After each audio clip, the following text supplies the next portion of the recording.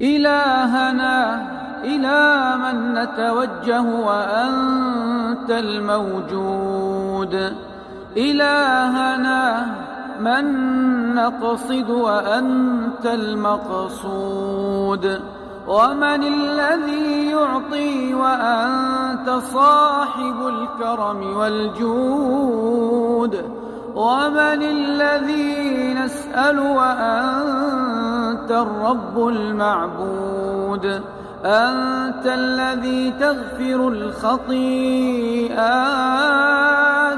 وتفرج الكربات وتقضي الحاجات وتستجيب الدعوات وتدفع البليات وترفع الدرجات وتستر العورات وتمحو الزلات.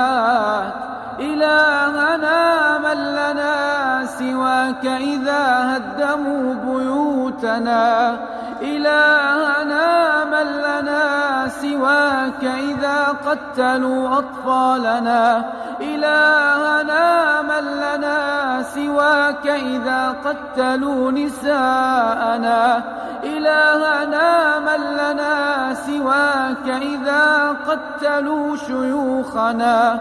يا ربنا أرنا بالظالمين عجائب قدرتك فإنهم لا يعجزونك، فإنهم لا يعجزونك. يا ربنا لا تعاملنا بما نحن أهله، عاملنا برحمتك، عاملنا بجودك، عاملنا بكرمك، عاملنا بعفوك يا أكرم الأكرمين.